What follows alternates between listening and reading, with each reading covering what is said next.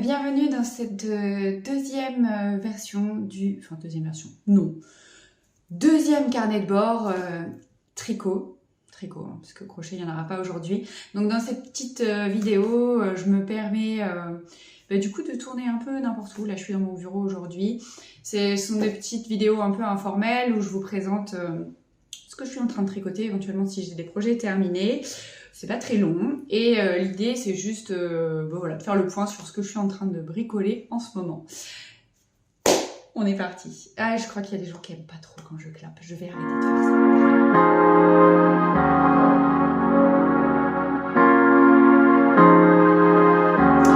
Ok, du coup, pas de projet terminé aujourd'hui à vous présenter. Par contre, un projet en cours. Et là, je viens de me rendre compte que j'ai apporté la deuxième partie de la chaussette, mais que j'ai pas la chaussette finie. Alors vu que je voulais vous parler de la chaussette finie, eh bien je vais mettre pause et je reviens. Ok, on reprend avec la chaussette, du coup. C'est marrant parce que quand je la montre, j'ai l'impression, en fait, le point, il est hyper élastique et du coup, on dirait une mini chaussette de bébé, mais je vous promets que mon 38 rentre dedans très bien. Je vais pas vous faire l'essayage en direct, mais ça rentre très bien. Donc, pour info, rappel, cette chaussette, elle est issue de ce livre, que du coup, vu que je filme en selfie, vous voyez à l'envers, j'en suis désolée. C'est le livre Tricoter ses chaussettes de Émilie et Elodie. Donc, ce livre contient tout ce qu'il vous faut pour apprendre à tricoter des chaussettes au niveau des techniques. Et il contient aussi 7 patrons. Et du coup, il y a quelques temps, j'ai lancé un call sur le sujet. Si ça vous intéresse, quoi qu'il arrive, et quel que soit le sujet dont je vais parler ici, toutes les infos, c'est-à-dire tous les liens pour accéder aux détails des infos sont dans la zone de description sous cette vidéo. Donc il n'y a pas de souci, vous regardez en dessous, normalement il y a tout. Si jamais ça m'arrive parfois, il n'y avait pas le truc, n'hésitez pas à vous demander en commentaire et je remets à jour la description ou je vous donne direct le lien, enfin peu importe, mais vous aurez une réponse de ma part, pas de souci. Ok, donc c'est ce livre. Et dans ce livre, il y a le modèle qui s'appelle toujours d'ailleurs, il n'y a pas de raison qu'il ait changé de nom, Dimanche Cosy, et qui ressemble à ça. Vous allez me dire, non mais Gaëlle, ce que tu viens de nous montrer, ça ne ressemble pas à ça. Nous sommes entièrement d'accord. Ça, ce sont des chaussettes mais qui n'ont pas de talons. Oui, pas de talons et pas de pointe de pied. Ce qui pour moi ne fonctionne pas du tout parce que je suis une grande frileuse et moi, sans talons, sans bout de pied, autant trimballer les pieds nus en plein été. Sinon, j'ai besoin d'un talon et d'un bout de pied. Donc en fait, ce que j'ai fait, et sur une idée d'Elodie, une des autrices, en fait on m'a dit qu'on disait les deux, donc une des autrices du livre, m'avait dit « Ah, mais moi je voulais refaire ce patron en justement ajoutant la pointe de pied et le talon. » Et le plus simple, moi je trouvais, c'était de faire un talon après coup, parce qu'en fait, le modèle se tricote du mollet vers la pointe du pied, et pour faire ce trou sans talon, justement, Elodie utilise la technique du talon après coup, c'est-à-dire qu'elle place le marqueur, sauf que elle fait une finition en rabattant les mailles, mais elle fait pas de talon. Donc moi je me suis dit je vais faire la même chose, sauf que au lieu de faire la finition sans talon, je vais ajouter un talon, tout simplement. Et au niveau de la pointe du pied, une fois que j'étais arrivée au niveau où elle rabat parce qu'il n'y a pas de pointe de pied, moi j'ai continué, j'ai fait une pointe de pied tout simplement en d'élimination, un rang sur 2, rien de plus classique, hein, voilà. Et l'autre différence, c'est que vu que je voulais mettre ces chaussettes-là dans mes chaussures, et que vous l'aurez sans doute noté, ce point très joli qui s'appelle des côtes anglaises est hyper moelleux, et du coup sous le pied, j'avais un peu peur. Alors il y avait 2 points, j'avais peur qu'au niveau de l'usure ça s'use très vite et que ce soit pas forcément très confortable, donc du coup j'ai tout simplement fait du jersey, hein. Je me suis pas pris la tête, comme pour à peu près toutes les chaussettes en fait en général, hein. Sous le pied on a du jersey pour pouvoir avoir une stabilité au niveau de la voûte plantaire qui soit la meilleure possible, donc c'est ce que j'ai fait. Quelques infos que je trouve importantes et peut-être qui pourront vous servir surtout. Alors déjà, le modèle indiquait pour ma taille de pied de monter 60 mailles et non 64 parce qu'en fait les côtes anglaises c'est hyper lâche. Bon, évidemment, j'étais un peu étourdie au moment où j'ai fait ça, j'ai quand même monté 64 mailles. Ce que je ne regrette pas au niveau des côtes, parce que clairement si j'avais monté 60 mailles, ça aurait été trop juste pour mon coup de pied et mon mollet. Par contre, ce que je regrette un peu, c'est que j'aurais dû... Alors, en fait, il y a 2 options auxquelles j'ai pensé et qu'il faudrait tester, mais je ne vais pas retricoter ce modèle-là tout de suite, donc je vous les donne et vous verrez bien ce que vous en faites. C'était soit monter 60 mailles, mais avec des aiguilles un peu plus grosses, genre du 2,5, pour avoir quelque chose qui soit un peu plus lâche. Et après, garder 60 mailles et passer sur des aiguilles plus petites. Donc moi, c'est du 2,25 que j'utilise. Ou alors, j'aurais pu monter bien les 64 avec mon 2,25, mais par contre faire des diminutions pour retomber sur 60 mailles, voire peut-être même moins, je pense.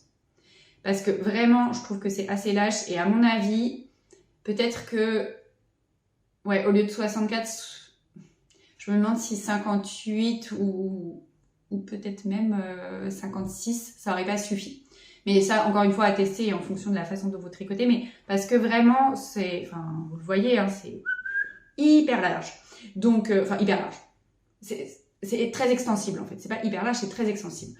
Donc voilà, du coup, c'est 2 options que j'aurais pu envisager. Après, c'est vrai que j'ai essayé mes chaussettes au fur et à mesure et sur le coup, ça m'avait pas frappé. C'est en fait vraiment au moment où j'ai eu le talon et où j'avais vraiment plus de matière, où je me suis dit, en fait, vu comment c'est large là, j'aurais pu faire différemment, juste pour l'esthétique du tombé, plus que vraiment pour le confort de la chaussette et tout. Parce que je vous mettrai des photos quand j'aurai fini les 2 paires pour que vous puissiez vous rendre compte, mais je trouve que du coup, ça fait comme un gros mollet un peu tout droit, quoi. On perd un peu la forme du mollet humain qui est un peu bas, voilà quoi, bref. Donc bon, c'est pas très grave, mais voilà. Et mon autre point, où là par contre, j'avoue, là j'ai un peu un regret, c'est que, vous le savez sans doute si vous me suivez ici depuis fort longtemps, moi mes chaussettes, je les porte dans des chaussures qui sont comme les Doc Martens, ce sont des Solo Vert et c'est la même chose que les Doc, donc c'est assez haut, et en fait, même si ça s'étend pas mal, j'aurais pu faire une tige un peu plus longue. Je l'ai déjà faite un peu plus longue par rapport à ce qui était conseillé dans le modèle, mais j'aurais pu encore allonger en fait. Après c'est pas très grave, j'ai essayé les chaussettes et en mettant mon jean par-dessus, et vu comment je porte mes Docs, vu que je les porte par-dessus le jean, en fait j'ai les chaussettes, le jean qui redescend et les Docs encore au-dessus, ça ira, et normalement de ce que j'ai ressenti, elles glissent pas, donc je devrais pas avoir de soucis, mais voilà, si jamais je voulais les porter autrement, c'est-à-dire avec le jean par-dessus, en fait, la chaussette, la Doc et le jean par-dessus. Là, j'ai peur que quand même, il y a un moment donné, ça légèrement glisse et que c'est mon problème, hein, mais je sens que le bord de ma chaussure sur mon mollet directement. Mais bon, ça on verra bien à l'usage. Mais ouais, c'est le seul vrai regret que j'ai, c'est ça. C'est juste que j'aurais dû faire un peu plus long par rapport au type de chaussures que je porte. Mais sinon, je suis hyper contente du résultat. C'est vraiment super doudou, super moelleux. Je comprends vraiment pourquoi et Elodie et Émilie ont appelé ce modèle dimanche cosy, parce que vraiment, il est tout cosy. Et je me dis, après tout, que si jamais, malheureusement, il avait tendance à descendre dans mes chaussettes, pour ceux qui ne le sauraient pas, je suis prof de yoga et quand j'enseigne des types de yoga qui sont très doux, dans lesquels on a des postures où on reste au sol, où on est assis et où il n'y a pas de mouvement, où on est debout, où on utilise nos pieds, probablement que je porterai ces chaussettes-là pendant ces cours-là, et comme ça, je l'utiliserai mes chaussettes, mais pas dans mes chaussures. Voilà, si jamais. Mais honnêtement, je pense que je devrais pouvoir les utiliser sans souci dans mes chaussures. Et d'ailleurs, juste pour info, rappel, parce qu'on n'arrête pas de me dire « Ah Magali, du coup, c'était pour toi ces chaussettes, il y a écrit chaussettes de yoga. » Encore une fois, ça c'est juste mon point de vue de moi personnellement, pas forcément en tant que professeur de yoga, un peu quand même, mais surtout comme pratiquante de yoga. Moi, c'est pas du tout un type de chaussettes que je peux mettre quand je pratique le yoga. Parce qu'en fait, soit je pratique ce que je vous disais, des yogas très doux, dans lesquels je reste longtemps dans les postures, potentiellement je me refroidis, et là, comme je suis frileuse, il me faut une pointe de pied et un talon. Ou alors, je pratique des yogas qui sont très dynamiques, dans lesquels j'ai beaucoup d'appui sur mes pieds, et où j'ai chaud, et dans ce cas-là, je ne veux rien qui soit sous ma plante de pied. Donc en fait, le modèle comme il est présenté, où il y a quelque chose sous la plante de pied, en fait, ça ne me convient pas, parce que pour avoir un maximum d'appui stable, je ne trouve pas ça idéal. Donc voilà, après ce n'est que mon point de vue. Si vous êtes prof de yoga, pratiquant de yoga, et que vous avez un autre point de vue, mais vous avez tout à fait le droit, et je veux dire, chacun son truc, mais clairement, arrêtez de me dire que ces chaussettes étaient pour moi, parce qu'elles ne sont pas du tout. Voilà. C'était juste pour l'anecdote. En tous les cas, je suis trop contente. Merci Elodie de m'avoir mis ce petit mot genre « Ah, mais en fait, il suffirait de rajouter un talon et une pointe de pied et ces 2 chaussettes te conviendraient. » C'était exactement ça, et c'est ça que j'adore aussi avec ce livre « Tricoter ses chaussettes », c'est que une fois qu'on a compris comment ça fonctionne, on peut tout à fait adapter les choses à ce qui nous convient et c'est ça qui est trop génial. Voilà. Donc ça, c'était à peu près tout pour le projet en cours. Donc, je vous l'avais montré vite fait. J'ai commencé hier la deuxième chaussette. Donc, j'ai rien modifié. Hein. Je vais faire exactement la même que la précédente, même s'il y a des choses que je vous ai dit, j'aurais aimé tester et tout. Je veux pas me retrouver avec 2 chaussettes différentes, donc je vais refaire exactement la même chose. J'ai monté les côtes et j'ai fait quelques rangs là déjà de côtes anglaises. Et je confirme, c'est assez long les côtes anglaises. Mais qu'est-ce que c'est beau. Voilà, vous êtes prévenus si vous voulez tricoter le modèle. Ensuite, quelques infos à vous partager tant qu'on est là ensemble. Si vous voulez rejoindre le CAL, c'est évidemment toujours possible, sauf si vous regardez cette vidéo après le 31 mai 2023, ce qui me semble assez peu probable, mais bon, on ne sait jamais. Du coup, toutes les infos sont dans la zone de description sous la vidéo, comme je vous l'avais déjà dit.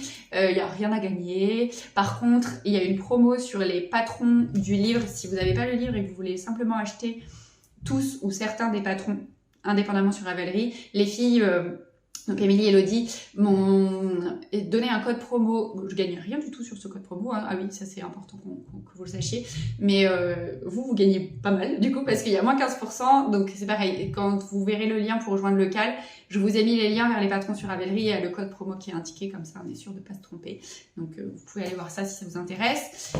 Et ensuite, qu'est-ce que j'avais d'autre comme info? J'en profite d'être dans mon bureau, en vrai vous voyez pas, mais derrière il y a mon PC qui est allumé et qui me sert d'anti-sèche.